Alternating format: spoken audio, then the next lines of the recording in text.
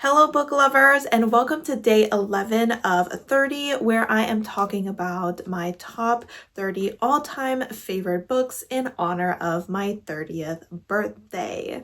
Today, we will be talking about Evicted by Matthew Desmond. I do believe that this is the only nonfiction book that is on this list, and this is probably the nonfiction that I reference the most when it comes to how I decide to respond to certain situations, how I decide to vote on certain situations, how I have political or social conversations with the people around me. It has just been a really influential story for me. Now, this book is pretty specialized. It focuses obviously on eviction and a little bit on the housing crisis that we here in America are facing. This author spent many years researching for this book, and it really shows that he was not just doing interviews and digging through library archives. He really went into these communities, mostly one in Milwaukee, I believe it was. Yes, Milwaukee's where he spent most of his time. He really went and lived there and became friends with the people that were struggling with eviction, and that I feel just lends so much more validity to everything that he is saying. He is very clearly passionate about this issue and figuring out what causes it, how it impacts people, where are the flaws in this system that need to be addressed, and how can we address them. And you can just really feel his passion for not just these issues, but the people that are impacted by it. This is definitely a very raw and real look at this issue. It will honestly kind of shock you to realize how some people are living. I mean, at least it shocked me, and I'm someone who I think has a relatively good idea just how bad things can get, but at the same time, I live a relatively privileged life. I will never deny that, and so there are definitely still situations that maybe you'll see like in a TV show or a movie and you're like, oh my god, good thing that's not real. But it is. So this book was definitely a little bit of a wake-up call for just how bad this situation is. Obviously, I picked this up because I was already aware that high rental prices, either with apartments or housing, or the fact that all these rental companies were buying up houses and people just can't afford houses anymore, is a big issue. But I feel like reading this book really kind of focused a little bit more on the human aspect. I mean, a lot of times it's really easy to be like, rent is too high.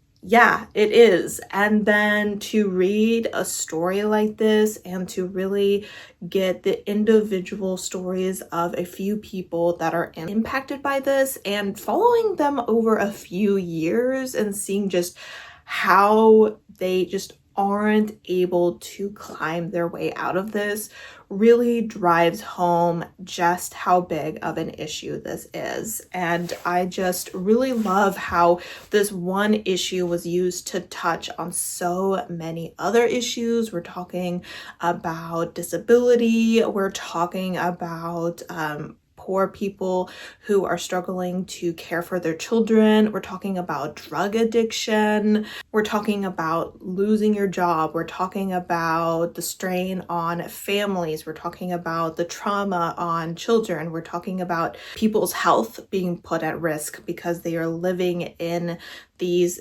buildings that should honestly be torn down. They have insects, they have rodents, they have mold, and it was just so hard to read this, but it is, I think, a very necessary read. I think that this is the kind of book that a lot of people need to read so that they get a better understanding of what it's like to be someone who is living in low income housing, for someone who is trying to receive stable housing, who is constantly having to move around from shelter to crappy apartment to shelter to crappy apartment to park bench, to just humanize these people and to really push home that these are not lazy people who are just like, why am I not getting handouts? Like, these are people who've been fighting for years just to stay afloat. And I hope that it like increases some people's empathy for poor people who are struggling with stable housing, because I feel like there's often a lot of cruelty towards these people.